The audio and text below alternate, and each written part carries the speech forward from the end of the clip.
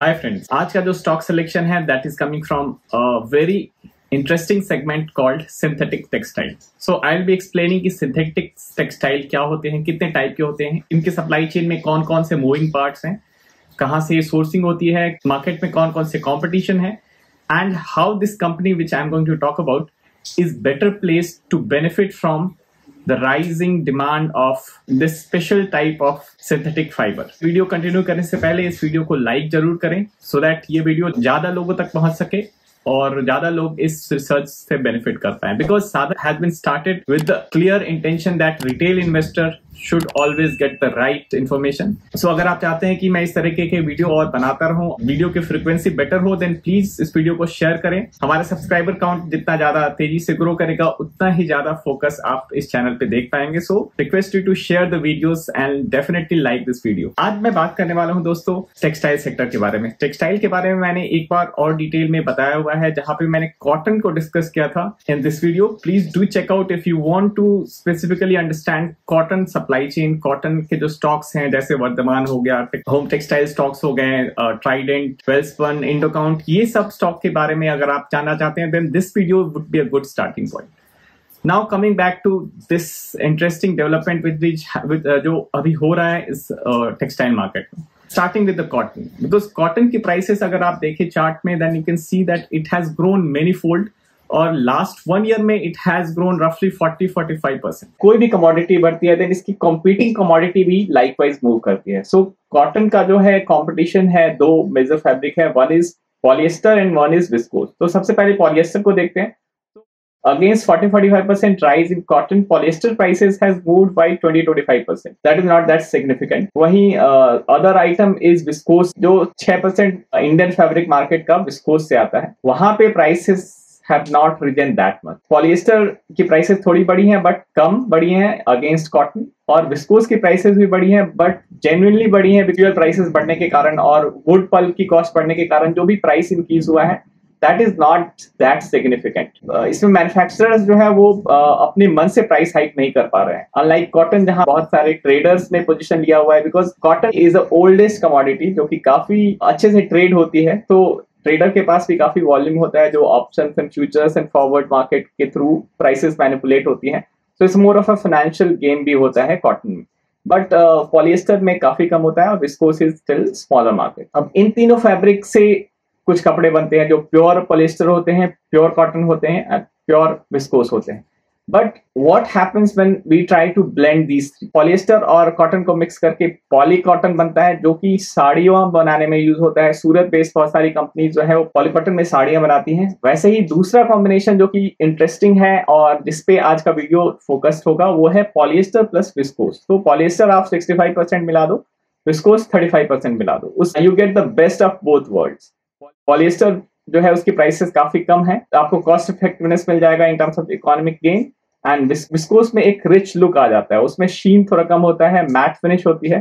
तो unlike polyester it looks costly, it looks like wool, it looks like silk. Affluent buyer है, they are going towards poly viscose against cotton because cotton has moved so high that cotton जो garmenting में deal करती थी कंपनियां, उनका working capital requirement काफी ज्यादा बढ़ गया है बिकॉज उनका रॉ मटेरियल कॉस्ट इतना बढ़ गया है और इसके कारण डिमांड डिस्ट्रक्शन भी हुआ है एंड वर्किंग कैपिटल के भी इशू हो रहे हैं। इसके कारण they have started moving towards viscose and they have started moving towards polyester. Ganesha Ecosphere polyester yarn में डील करती है, तो they have said that they have seen huge demand in which is a displacement of demand from cotton.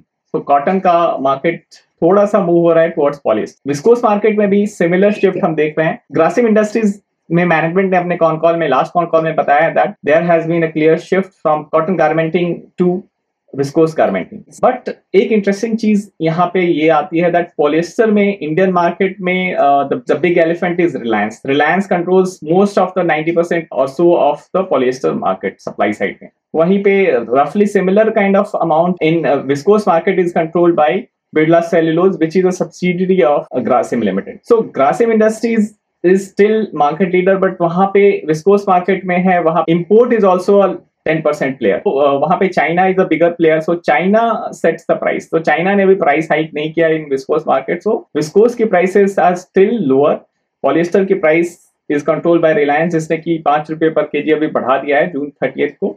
सो वहां पे अभी 131 रुपए पर KG हो गया है पॉलिएस्टर का price. So polyester is rising but not that high as cotton. Viscose is rising but वो राइज जो आ रही है that is need based because wood pulp की कॉस्ट बढ़ी है थोड़ी सी और पावर बिकम कॉस्टली, वहां पे प्राइस पास थ्रू करने की कोशिश कर रहे हैं manufacturers like Birla cellulose. This is the overall supply chain of polyviscose and polyester market. आज मैं बात कर रहा हूँ एक ऐसे कंपनी की जो कि पॉलीविस्कोस में डील करती है, and this company is called Banswara Syntex. Banswara Syntex set हुई थी 30 year ago in a district called Banswara in Rajasthan. Banswara में इन्हें सेटअप करने का बेनिफिट ये हुआ that location still closer to Jamnagar factory जहां से वो पॉलिएस्टर इंपोर्ट करते हैं। विस्कोस वो सोर्स करते हैं फ्रॉम बिरला सेल्यूलोज का प्लांट है इन नागड़ा इन एमपी, वो 130 किलोमीटर है। रिलायंस का प्लांट जामनगर इज रफली 500 kilometre away. So that is a strategic location जहां पे ये बंसवारा सिंटेक्स एस्टैब्लिश्ड है। So last 30 years to last 15 years they were doing this pure play yarn manufacturing and to certain extent fabric, but fabric and garmenting में ये आज से 15 साल पहले आए हैं और तब से इनका फोकस गारमेंटिंग साइड पे है। और उन्होंने 2 प्लांट सेटअप किया है, दमन में और सूरत में। दमन और सूरत भी एक्सपोर्ट के हिसाब से काफी सी फेसिंग है, बिल्कुल पोर्ट के पास है, तो एक्सपोर्ट करने में उन्हें काफी सहूलियत हो जाती है। और that is not very far away from their manufacturing setup which is in Banswara, Rajasthan. Their location is a bingo very good setup है इनका। तो ये कंपनी 2010 से ये काफी इंटरेस्टिंग हो गई because 2010 and 2011 was the time they started modernizing their spinning units and they invested into modernization of and replacement of spindles। साथ ही उन्होंने नए लूम सेटअप किए और रेडीमेड गारमेंट्स में उन्होंने नई लाइन एस्टैब्लिश की। दिस वाज द ईयर जब उन्होंने अपने बिजनेस मॉडल को डी रिस्क किया from power supply to certain extent. They have set up 33 megawatt captive power unit जो कि थर्मल कोल से ऑपरेट होता है। स्टिल कोल प्राइसेस बढ़े होने के कारण उनको they are not very better in terms of costing, but still it is manageable because they just have to manage one demand and that is coal prices, not the SCB supply जो cost होते हैं that is much higher than this price। साथ ही उन्होंने technical fibre भी start किया इसी साल में। 2010 to 2020 तक they started investing heavily into modernization और over this period they have invested 574 crore और उसमें से रफली मेजॉरिटी जो है यार्न में जो स्पिंडल्स होते हैं वो रिप्लेस करने पड़ते हैं। फैब्रिक में भी दे इन्वेस्टेड रफली 200 करोड़। गारमेंटिंग में इट्स लेस कैपिटल इंटेंसिव, वहां पे उन्होंने बस 60 करोड़ ही इन्वेस्ट किया है और पावर यूनिट में 50 करोड़ का इन्वेस्टमेंट उनका लगा है। बट अगर हम इसकी रिप्लेसमेंट वैल्यू देखें आज के डेट में तो इकरा की एक रिपोर्ट से मैंने कुछ रिप्लेसमेंट कॉस्ट मैट्रिक्स यहाँ पे आपके सामने स्क्रीन पे दिखला रहा हूँ। तो स्पिंडल इनके पास 1.6 लाख स्पिंडल्स हैं, तो इनका रिप्लेसमेंट कॉस्ट जो है वो रफली 540 करोड़ हो जाता है स्पिंडल्स का। लूम 400 है तो इनका रिप्लेसमेंट कॉस्ट 320 करोड़ आ जाता है और पावर इज 33 मेगावाट्स तो 160 करोड़ का नेट रिप्लेसमेंट वैल्यू है उसकी। So net capital cost of this plant they operating, उसमें मैं गारमेंट का मुझे आइडिया नहीं है ज्यादा कितना होता है, सो मैंने गारमेंट को एक्सक्लूड ही कर दिया है। Their total replacement value is more than 1000 crore और इस कंपनी की जो इंटरप्राइज वैल्यू है is less than 600 crore. So around 40-45% का मार्जिन ऑफ सेफ्टी आपको इस स्टॉक में अभी मिल रहा है। Coming back to the capacity, 2010 से लेकर के 2021 तक 2022 तक they have not raised the capacity that much. 2011 में they have 1,27,000 spindles, now they have 1,37,000 spindles, so वहाँ पे भी ज़्यादा increase नहीं है। Major increase is there in suitings. Suitings में their trouser lines has grown from 2,70,000 piece per month to 3,28,000 and jackets की capacity multifold हुई है, more than 3x हुई है, from 15,000 pieces per month to 80,000 pieces per month. तो उन्होंने jacket और garmenting side में फोकस किया है over the decade. I think that is the right way to approach because जैसे ही आप वैल्यू चेन में ऊपर की तरफ जाते हैं तो बंसवारा के मैनेजमेंट ने ही खुद ही बताया था दैट यार्न मैन्युफैक्चरर को रफली 10% का EBITDA मार्जिन मिलता है, 14% का मार्जिन मिल जाता है अगर वो फैब्रिक भी मैन्युफैक्चर करते हैं। बट अगर वो गारमेंटिंग में है then they deserve around 15% of operating profit margin. So they are targeting to get to that 15% kind of bracket. So that is their whole game plan. before going about their operational and business analysis, let's try to understand who they are, who Banswara Syntex is actually. So basically, this company is more than 35 year old, set up by Mr. Tosniwal, who is no more. He was the patriarch. उनके दो बेटे हुए और एक बेटी थी. उनके son-in-law is Mr. Rakesh Mehra. He is the chairman, current chairman. और उनके जो eldest son है Mr. Ravindra Kumar Tosniwal.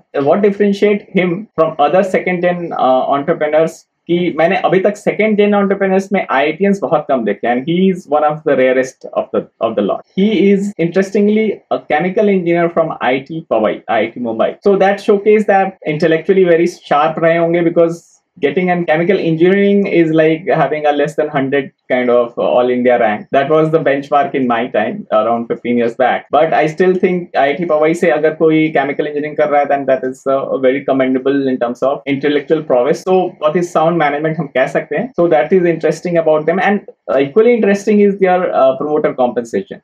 They have reduced their promoter total salaries from around 5 crore to 1.2 crores. And interestingly, जैसे जैसे इनकी profit कम होती है, इन्होंने अपने अपने टेक होम सैलरीज को भी कम किया है. आप चार्ट में देख सकते हैं, जब प्रॉफिट बढ़ी तो इन्होंने सैलरी को थोड़ा सा बढ़ाया, बट जब प्रॉफिट रिड्यूस हुई तो उन्होंने ड्रास्टिकली अपने टेक होम सैलरीज को कम किया. That gives me a clear green signal in terms of corporate governance. दोस्तों, कंपनी की बिजनेस एनालिसिस पे डिस्कस करते हैं कि ये क्या बनाते हैं. बेसिकली ये कंपनी यार्न बनाती है, पॉलीविस्कोस यार्न मेजॉरिटी. तो 35% जो यार्न ये बनाती है उससे वो यूज कर लेते हैं फैब्रिक मैन्युफैक्चरिंग में, और फैब्रिक मैन्युफैक्चरिंग का जो 20% आउटपुट होता है वो गारमेंटिंग के लिए यूज करते हैं. FY22 में रफली 556 crore is coming from their yarn business, 400 from fabric and 200 from garmenting.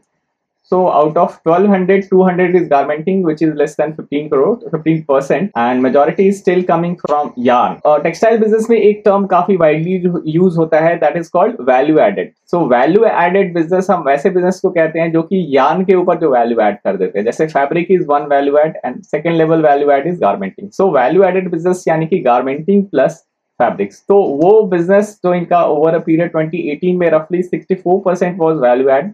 Now it has reduced to 50% in 2022, but they are focusing on increasing this value add. So basically ये value add कम क्यों हुआ over a period, because 2020 तक तो चीजें ठीक थी, but जब Omicron और लॉकडाउन के कारण क्या हुआ कि शूटिंग शर्टिंग और ये सब मार्केट काफी रिड्यूस हो गया, डिमांड ही रिड्यूस हो गया. बिकॉज शूटिंग शर्टिंग इंडिया में ही अगर आप देखें तो शादियों में लोग पहनते हैं या फिर ऑफिस में जाते हैं तो पहनते हैं.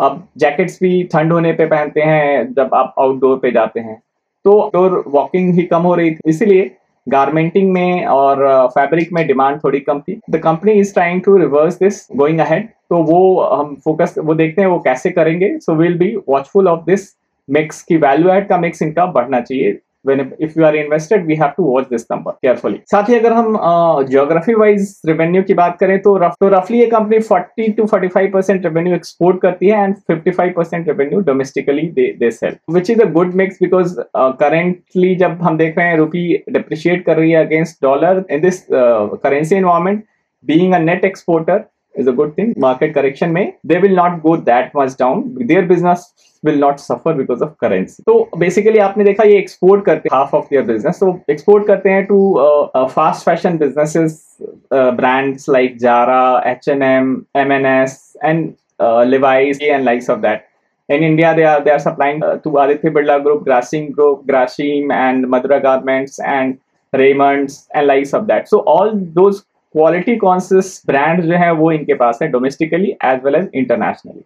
So that is their unique position because bringing GAP and H&M on board is a time-taking, lengthy process. Levi's से certification है इनके plants का, so that creates a slightly a narrow mode for this kind of company. तो FY21 में हमने देखा कि demand काफी reduce हो गई थी और तब इनकी utilization जो है वो बहुत ही बेस लेवल पे आ गई थी. 60% का यूटिलाइजेशन था यार्न में, फैब्रिक में, और 45% गारमेंट में. बट अभी आप देखेंगे पिछले इस साल FY22 में utilisation has gone up to 90% in yarn and 70% in fabric, and garments में 90% के करीब था इनका यूटिलाइजेशन. दैट शोकेस की they are operating at in a high order environment जहां पे इन्हें गारमेंटिंग की अच्छी डिमांड आ रही है. So going forward I am very optimistic in terms of their margins because garmenting will drive their margins in future. fiber dyeing and piece dyeing. These are two different methods. So fiber dyed is definitely better than piece dyed in terms of from user perspective. But brand के perspective से बात करें तो brand चाहते हैं कि उनके पास जो है लीड टाइम कम हो, so that they catch up the next trend of fashion.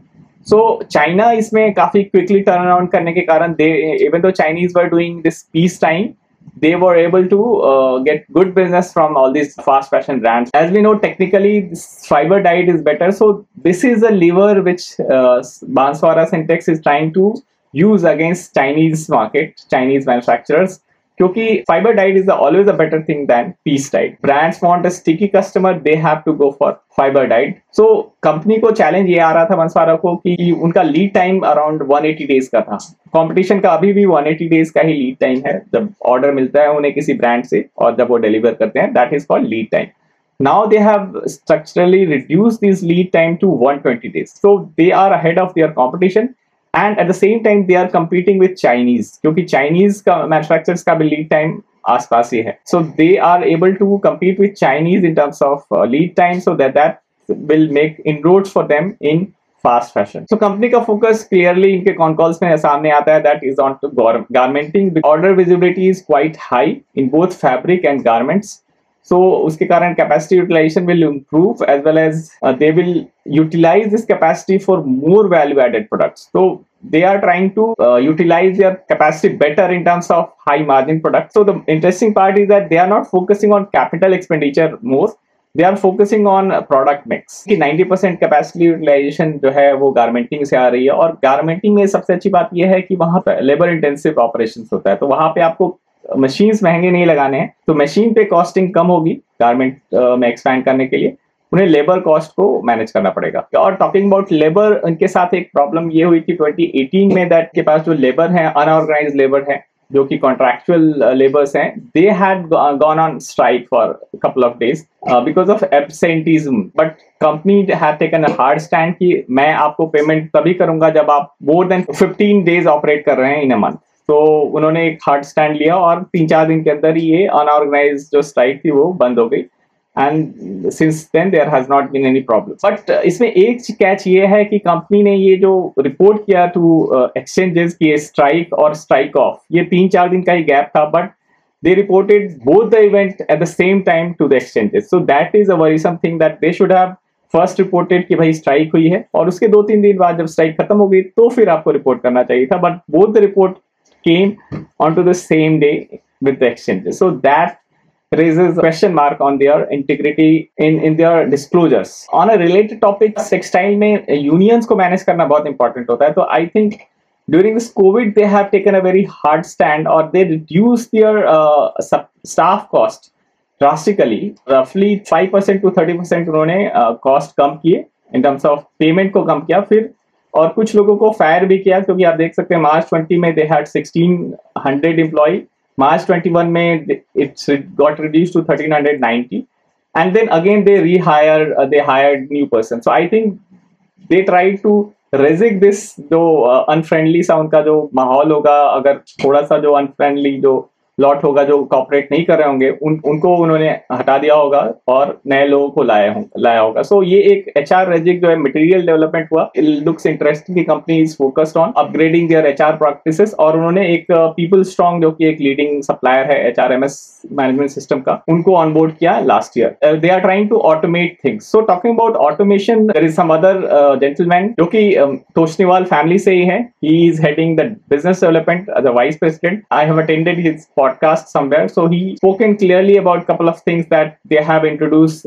SAP H4 HANA जो कि बहुत ही cutting edge ERP है into their systems, and they are bringing internet of thing, यानी machine learning, artificial intelligence at play. जो कि textile तो ऐसे काफी पुरानी industry है, but they have used textile manufacturing IT software systems called Kalkis, so जो कि आदित्य बिरला ग्रुप भी यूज करता है. सो Aditya Birla being a market leader, Banswara is also following their suit in terms of Internet of Things and cutting edge tools. So that I like about this company, that they are looking in front, and they have also applied for HIGG index, which is a sustainability index. तो उसमें अभी इनका certification नहीं हुआ है, but they are trying hard to get it. So if they get that Higgs certification, then many companies will try to source from them because they will be branded as eco-friendly fiber. So questions boil down कि भाई valuation क्या है, ये company सस्ती available है या महंगी है. एक चीज मैंने बात की थी अभी अपने मेरे शॉर्ट्स में, जो मैं शॉर्ट्स में बनाता हूँ, आप टाइम टू टाइम देख सकते हैं. उसमें एक शॉर्ट्स में मैंने डिस्कस किया था कि प्राइस टू बुक वैल्यू कहाँ पे यूज कर सकते हैं. तो उसमें मैंने कैपिटल इंटेंसिव इंडस्ट्रीज की बात की थी, उसमें टेक्सटाइल भी आता है. तो इस सेगमेंट में आप एंट्री आपको तब करनी चाहिए जब प्राइस टू बुक लो है. तो अभी करेंटली इनका long term average price to book का 0.6 है. अभी हम वहां पे नहीं है, हम थोड़े से ऊपर हैं, 0.8 पे हैं, but still it is low in comparison to their peak which is 1.5. Entry could be done at this point because they are at cusp of things. So valuation wise there is a little bit of margin of safety, जैसा कि हमने replacement cost method से भी देखा that 40-45% का margin of safety दिख रहा है. वहीं प्राइस टू बुक में भी 40-45% का मार्जिन ऑफ सेफ्टी आपको दिख रहा है. Can become a 2x in 2-3 years. So आप EV बाय एबिटा मल्टीपल भी देखें तो अराउंड 4 का है, जबकि इनका पीक 6.5 का रहा है. So you can still wait from their EV by EBITDA to go from 4 to 6. और एबिटा के बारे में जो गाइडलाइंस है वो अभी हम डिस्कस कर लेते हैं. कंपनी ने एक अपना स्ट्रैटेजी डिस्कस किया हुआ है, डिस्क्लोज किया हुआ है in their presentation. Currently they have 1190 crore of top line. उसके एक साल पहले इन्होंने फोरकास्ट किया था कि इस साल ये 1070 करोड़ करेंगे, but they have beaten their forecast in 2022 and they have targeted 1600 crores का टॉप लाइन in 2025. और जहाँ पे FY21 में 13% had come from garmenting and 22 में 15-16% आया था. वहीं पे they are targeting 1/4 to come from garmenting. So 1/4 वहाँ पे हाई मार्जिन से आएगा, तो इनकी मार्जिन भी मूव करेंगी from 11.7% in FY21 to 15-16% के ब्रैकेट में. सो हर एक साल they are saying that 100 bips 1% का EBITDA मार्जिन इंक्रीज होना चाहिए. So this focus will lead to a higher EBITDA, and अगर EBITDA हायर होगा और EV बाय EBITDA भी थोड़ा सा 4 की जगह 6 का हो जाता है, तो आपको एक अच्छा वैल्यूएशन किकर मिल सकता है if they continue to perform this way. तो दैट इज देयर आउटलुक. हालांकि इनकी आउटलुक के बारे में बता दूं, मिस्टेक थोड़ा सा इनका रहता है. जैसे इन्होंने अगर 10% हाई की बात की तो 5% की टॉप लाइन ग्रोथ ये कर पाए थे पिछले कुछ सालों में. बट जब इन्होंने नेगेटिव इन्वायरमेंट डिमांड इन्वायरमेंट में जब गाइडेंस दी है, तो उन्होंने कंजर्वेटिव गाइडेंस दी है. जैसा कि पिछले साल आप देख सकते हैं, against 1070 crores they have beaten it by 10%, good 10% of roughly 1200 crore. So guidance पे ऐसे ज्यादा ध्यान नहीं देना चाहिए, but we have to clearly watch each quarter how this company is doing. And I think this management is good, the business play is good. They are doing deleveraging as well. जहाँ ये company 585 crore की date पे थी आज से 5 साल पहले, now they have reduced it to 260 crores, so more than half का रिडक्शन है. डेट बाई इक्विटी 3.2 से घट के 0.7 हो गई है, which is comfortable for a textile company. So they have reduce 323 crores of debt over last 5 years. हालांकि ये डेट लो इंटरेस्ट पे है because they are eligible under TUF scheme, जो कि टेक्सटाइल के लिए स्पेसिफिकली बनाई हुई स्कीम है, जहां पे इन्हें लो कॉस्ट इंटरेस्ट पे लोन मिलता है. सो इनका नेट कॉस्ट जो रफली 5% पर एनम का ही होता है, 4 to 5%. But still they are deleveraging, that is a good thing. इनकी कैपिटल एलोकेशन मुझे काफी अच्छी लगी, that they have spent till 2020 और उसके बाद they have stopped and they are watching for this capacity to be fully utilised. उसके बाद they have said that they will invest 250 crores also, but that will come later when they will utilize this capacity to a fuller extent. Company जो है aggressively नहीं जा रही है capital expenditure की तरफ, तो एक कंजर्वेटिव कैपिटल लोकेशन मुझे झलक रहा है इस मैनेजमेंट में, which is a good thing to have. My conclusion is very simple. We are moving toward unlock. So COVID is a thing of past. Looks like it has gone. So COVID के बाद जब movement होगा, जब लोग office जा रहे हैं, school open हो रहे हैं, यूनिफॉर्म्स की बिक्री हो रही है, तो उस केस में people start wearing formal dresses which are like trousers और जैकेट्स पहनेंगे. सो वहाँ से काफ़ी स्ट्रॉन्ग डिमांड आ रही है, and this company looks very nice quality wise. So would be a good investment opportunity for long term. आशा है आपको ये वीडियो अच्छा लगा होगा. इस वीडियो को शेयर करें. This is not a investment recommendation. This video was made for educational purpose. Thanks for watching.